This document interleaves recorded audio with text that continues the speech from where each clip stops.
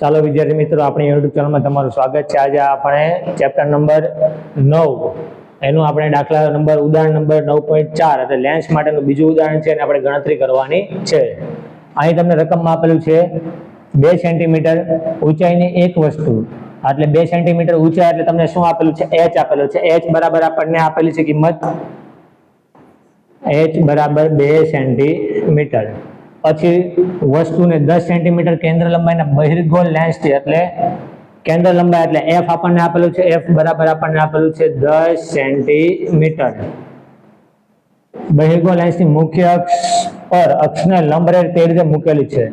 લેન્સથી વસ્તુ અંતર 15 સેન્ટીમીટર છે। વસ્તુ અંતર એટલે આપણે કહેવાય u, જે આપણને આપેલું છે 15 સેન્ટીમીટર આપેલું છે। તો પ્રતિબિંબનો પ્રકાર, એનું સ્થાન, એનું પરિમાણ અને તેની મોટવણી આપણે શોધવાની છે। એટલે આપણે હજી આપણે v ગોતવાનો છે, આમાં h' ગોતવાનો છે અને m પણ એટલે મોટવણી એટલે m પણ આપણે ગોતવાનો છે।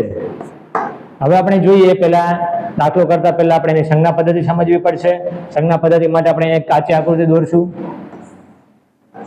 બહિર્ગોળ લેન્સ આપેલો હતો, વસ્તુ હોય હંમેશા મુખ્ય અક્ષની કઈ બાજુ રાખેલી હોય છે? આપણે ઉપરની બાજુએ। મુખ્ય અક્ષની ઉપરની બાજુ એટલે h હોય હંમેશા કેવો આવશે? પ્લસ આવશે। લેન્સની આપણે વસ્તુ કઈ બાજુ રાખેલી? ડાબી બાજુ રાખેલી છે, તો વસ્તુ અંતર હંમેશા કેમાં આવશે? ઋણમાં આવશે। કેન્દ્ર લંબાઈ તમારે જોવાની હોય તો આ સપાટી આપણે જોવાની છે। આ સપાટી એટલે લેન્સની વક્રતા કેન્દ્ર છે એ લેન્સની જમણી બાજુ છે, તો એની કેન્દ્ર લંબાઈ પણ જમણી બાજુ એટલે f બરાબર તમારે કેવો લેવો પડશે? પ્લસ લેવો પડશે। તો અહીંયા આપણે f ની કિંમત લેવાની છે પ્લસ। હવે આપણે લેન્સનું પહેલા સૂત્ર આવડતું હોવું જોઈએ તમને। લેન્સનું સૂત્ર હતું કે 1/v minus 1/u is equal to 1/f। અહીંયા આપણે v ની કિંમત આપણે ગોતવાની છે, તો u છે અને બરાબરની આ બાદ જશે, તો 1/v is equal to 1/f plus 1/u। હવે આપણે એની અંદર કિંમત મૂકશું તો 1/v is equal to 1/f ની કિંમત આપણને આપેલી છે 10 પ્લસ u ની કિંમત આપણને આપેલી છે માઇનસ, તો 1/-15। સાદુરૂપ આપશું તો 1/v is equal to 1/10 plus minus minus 1/50। હવે આપણે લસા લેવો પડશે, અંશ અને છેદ લસા લેવો પડે, તો અહીંયા આપણે 3 વડે ગુણવું પડશે, તો ઉપર પણ 3 વડે, અહીંયા આપણે 2 વડે ગુણવું પડશે, તો નીચે ઉપર પણ 2 વડે, તો 1/v is equal to 3 minus આ 2 છેદમાં આવશે 30। 1/v ઇઝ ઇક્વલ ટુ આવશે 3 માંથી 2 જાય તો આવશે 1 ડિવાઈડ બાય 30। v ઉપર જાય તો 3 પણ કેવો જશે? ઉપર જશે, એટલે v is equal to 30 centimetre.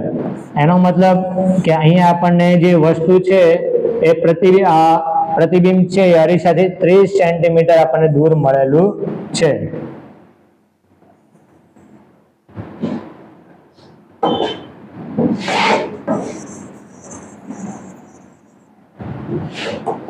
હવે આપણે શોધવાનું, આપણને v મળી ગયો છે, હવે આપણે શોધી નાખશું h'।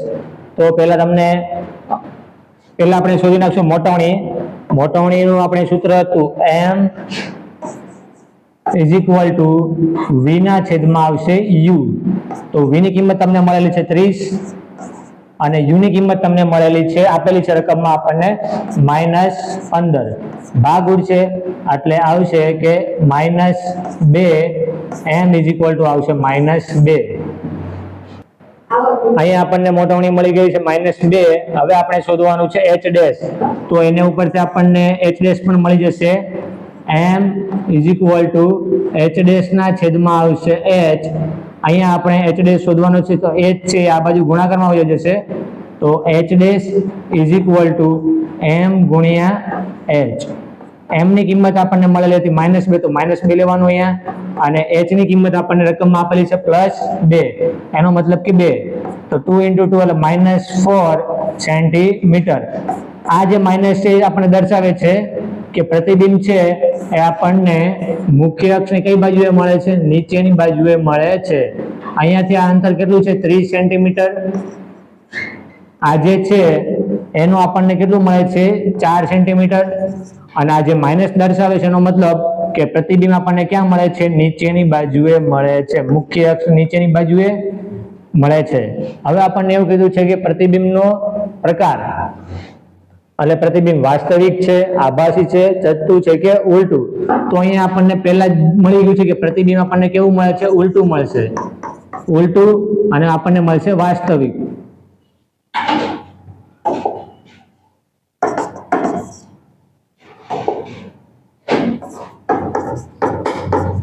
પ્રતિબિંબ આપણને મળશે વાસ્તવિક. તો આ બધા જવાબ તમે પૂરેપૂરા લખેલા હોય તો આપણને એના માર્ક્સ મળી શકે.